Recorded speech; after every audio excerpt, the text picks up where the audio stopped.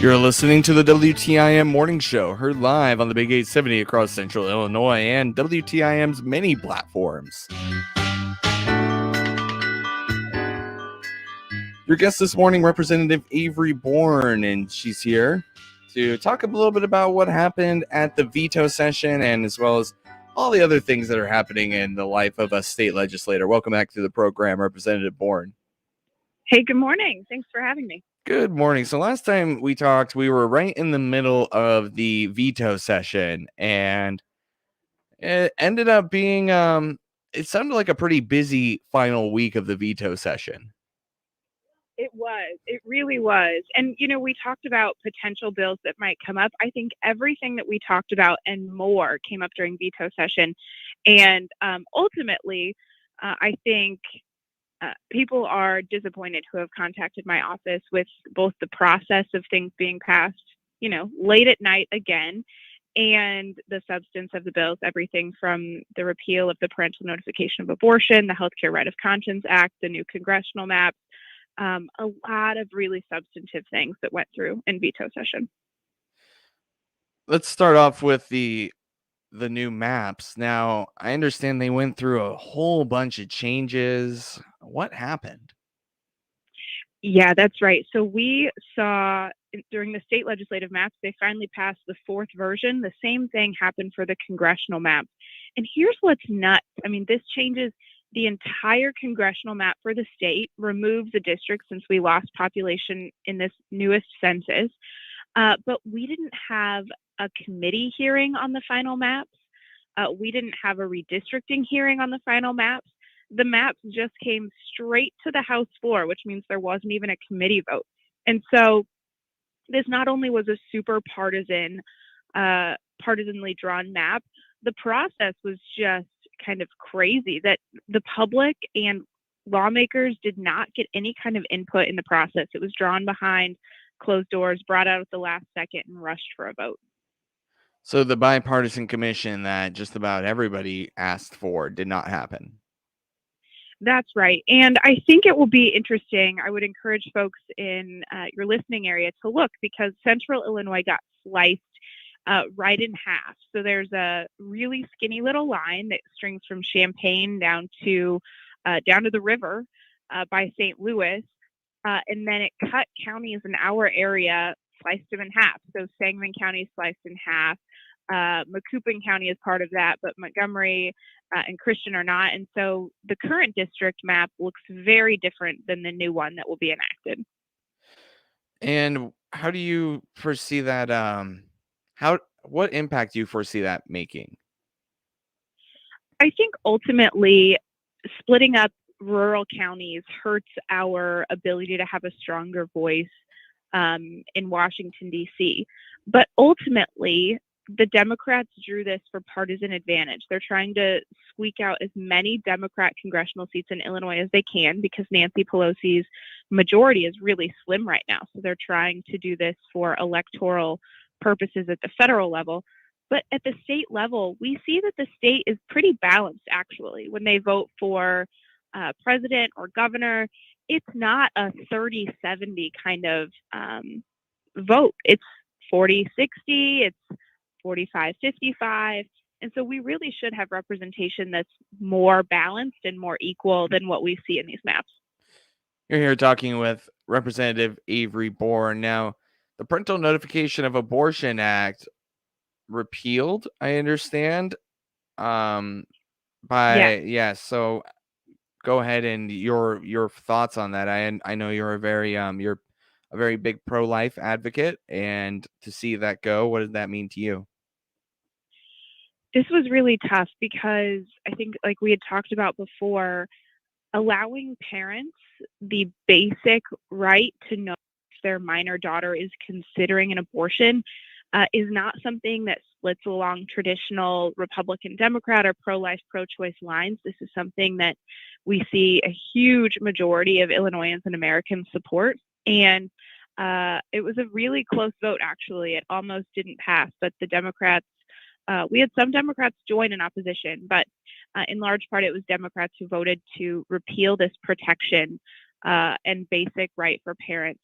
I think that this shows that really over the last year and a half, but ultimately, lawmakers have been isolated from what's actually going on and hearing from their constituents, because I think this shows those who voted for this bill have not been in contact with the parents that I have that just want to be involved in basic matters in their children's lives. And I think this will be a vote they regret, because I think voters are going to be disappointed that this protection is gone. Right. The pandemic has isolated a lot of people, but that doesn't necessarily mean that a lawmaker who is elected to hear from people should cut that off. Now, obviously, there's no physical, right? We don't know for sure, but the fact that their voice on, let me back up, their actions speak louder than words, obviously, in terms of turning down this bill. And what does that say about lawmakers that, if they haven't been listening to their constituents, especially when it comes to this parental notification of abortion act, what do you foresee that impact having? I mean, ultimately, we are so lucky to live in a country where people get to choose who's representing them. And I have told this to many constituents who have been disheartened by any number of votes that have been taken in Springfield, that we have the opportunity to fix it. If you're upset about it enough, people can run, people can work for candidates who support their values. And I mean, that's the beauty of our country and our republic that we have. But ultimately, also, I think that there have been more people step up and get involved and voice their opinions in the last year and a half, because they've seen government intervene in their lives in ways they didn't think was possible. And so once they get involved with a little bit, they see a lot more that they need change. And so I really am encouraged. And I think our country only works when we have an educated and involved electorate. And I see that happening. I think that's what we saw in Virginia last week, and I think we will see that happen in the next election as well. Healthcare Right of Conscience Act, also a topic of discussion in the State House. What happened there? Yes, this bill was sold by the Pritzker administration as a way to allow for businesses, states, whoever, to be able to mandate vaccinations, essentially is where this came from. The Healthcare Right of Conscience Act in Illinois is a way to protect people's religious liberties, and this bill ultimately takes away some of those freedoms. And I think sets a dangerous precedent that if there's something that the majority of elected officials in Springfield think should be mandated or should violate religious liberties, they can just change this law and move forward with it. So I think there are ways to encourage vaccination. I'm vaccinated, have encouraged my family members and others to get vaccinated. But to dismantle protections of religious liberties in order to allow for mandates, I think is a dangerous precedent. I voted against it, and I assume that there will be, this isn't going to be the end of this conversation, and so we will, of course, remain vigilant. And just to clarify, you voted against the repealing of the Healthcare Right of Conscience Act. Right, right. So the bill that went forward was to basically make exclusions, that you have religious liberties in all of these circumstances except COVID-19 mitigations, essentially. So masking, vaccines, etc. So I voted against adding that exception to the law. I think it should stand as written. Talking with Representative Avery Bourne here on the WTIM Morning Show. More from her after this short break here on WTIM, your information station.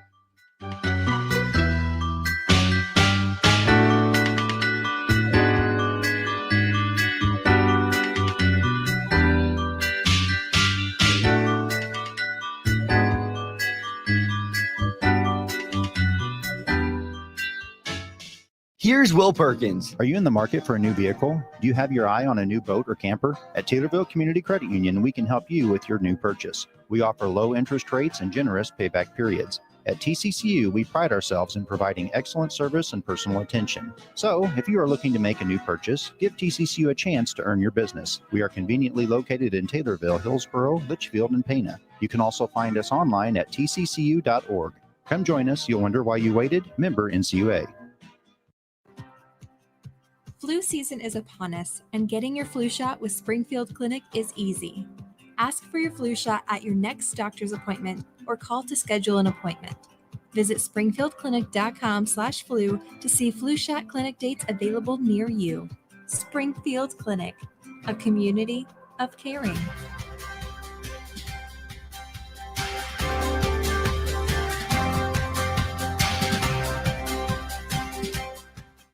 Hello, Panther fans. This is the voice of the Eastern Illinois University Panthers, Mike Brad, inviting all of our fans in Taylorville, Shelbyville, Effingham, and Eastern Illinois to listen for Panther football on your information station, WTIM, on its many platforms on AM, FM, and online. Hear the Panthers as they compete in the Ohio Valley Conference. Follow the Panthers this season on your information station, WTIM, on AM, FM, and online. Anderson Jewelers in Taylorville is Christian County's only retail jewelry store. Click our icon on Taylorville Daily News to browse our selection of engagement rings, wedding sets, watches, gifts, and more. Taylorville Estates may be able to help you or your loved one prevent early nursing home placement. Click on our icon at TaylorvilleDailyNews.com to see our comparison chart. For a personal tour, call me, Janet Dobbs, at 824-2222. You're listening to the WTIM Morning Show, heard live on 96.1 FM in Christian County and streamed on TaylorvilleDailyNews.com's Facebook page. You're here with Representative Avery Bourne. I'm your host, Avery Cooper, and Representative Bourne giving a quick recap of the events over the legislative veto session in Springfield. And one of the things that happened that many may not know about is the practice of midwifery in Illinois, which has been apparently there's been a bill going on for decades working on this, but hasn't quite passed. And now all of a sudden Illinois has passed this bill. Talk a little bit about it. That's right. So many people may have heard of midwives that would help deliver babies, right? And that's actually not something that is super common in Illinois because of the laws that are on the books. Like you mentioned, this is something that has been debated for, I think, 20 years in the legislature, if not longer. I actually am thinking maybe it goes back to the 1970s now that I'm thinking about it. So certainly a long time to allow certified professional midwives to practice in Illinois. So right now we have women going out of state in order to have a baby using a midwife. So this is, there's been a lot of women who have been working on this for a really long time. This is a bill that I co-sponsored, and I'm really glad that we got across the finish line to allow moms and babies to have the support that they want and the support that they need. Certainly, if they want to have a birth in a hospital or at a birthing center or with a midwife, this is now going to allow more options in Illinois and make sure that they're safe options. So one bright spot from the veto session. And it's just it goes along with providing more choice for how women want to give birth, especially in Illinois. Right. And yes, that's kind of the theme of it anyway. Yes, and because we didn't really have a way for midwives to be licensed in Illinois, women were choosing to go to midwives, but they weren't necessarily vetted. They didn't necessarily have the training or the knowledge that they needed. And so there were these really dangerous circumstances and terrible stories of moms who thought they were getting care from a good midwife and they weren't. And so this will hopefully make these births safer for women as well. And this really could be a great profession for women to go into to help moms and babies. Now, let's talk a little bit about some of the things that you're doing as part of your job as a state legislator. You kind of joked a little bit off air. It's kind of like almost like the off season in air quotes, but just because there's the fall veto session and now it's time to start thinking about what you're going to do for the next legislative session. So What do you have on your mind as that starts to pick up? Yes, this is it is kind of the off season because no one wants to think about government and politics during Thanksgiving and Christmas, which I understand. But this is when we draft our bills for the new session that starts in January. So our calendar is very seasonal, and typically we pass bills from January to May, and so we have to be drafting those now. I've got a list that I'm working on, but I always want to ask folks if there's a way you've interacted with state government that felt broken or like it could be refined, or if you have an idea for a new law, please contact our office. I would love to work with you on it, do some research, see if there's an easy fix or if there needs to be a bill drafted. I'm of the mind that I wish Illinois lawmakers would legislate less. I'm not in the mood for a bigger government or more expansive laws, but if there's ways that we can refine it or repeal something or make it better, I am more than happy to talk, and that's what we're here for, is to make laws that better serve the people of Illinois. Is there anything that's on your mind in terms of maybe laws or things that you believe are causing disconnect between lawmakers and the public, or is maybe you're still kind of brainstorming on that? I'm wondering if there's something on your mind specifically. Yes. So one of the top areas that we are working on is ethics reform and anti-corruption safeguards. And so a lot of these bills we introduce every year and they don't gain a lot of traction. So we've got a lot of bills ready to go. In fact, we've got a package of 80 bills that we think could help turn around the state of Illinois called the Reimagine Illinois Plan, everything from public safety to budget reform, and growing the economy. So we have a lot of bills ready to go that I think could make huge changes in Illinois. But when you talk about like more specific things with the way people interact with government, this came up last week. Our automatic voter registration system doesn't include people who go to get their FOID card or go to get their fishing license.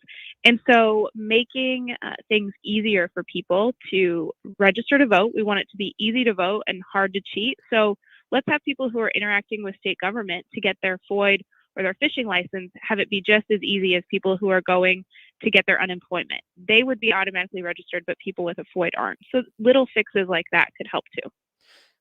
Got about a minute left. Briefly before you go, Representative Bourne, you're going to be out in the community here relatively soon, I understand, within the next week. Yes, so I'll be in Madison County today, and then the big day is Thursday, Veterans Day. I know there's lots of events going on. I'm going to try to hit as many as I can, but I would encourage folks to take a minute on the 11th to reflect on the service men and women who have served our country, and take some time, maybe go to a community event. All right. Thank you, Representative Bourne. Any last thoughts before you go? Thanks so much. All right. You take care. Have a good one. You're listening to the WTIM Morning Show, heard live on the Big 870 across Central Illinois and its many platforms, including WTIM TV on YouTube. WTIM Morning Show, back in a minute.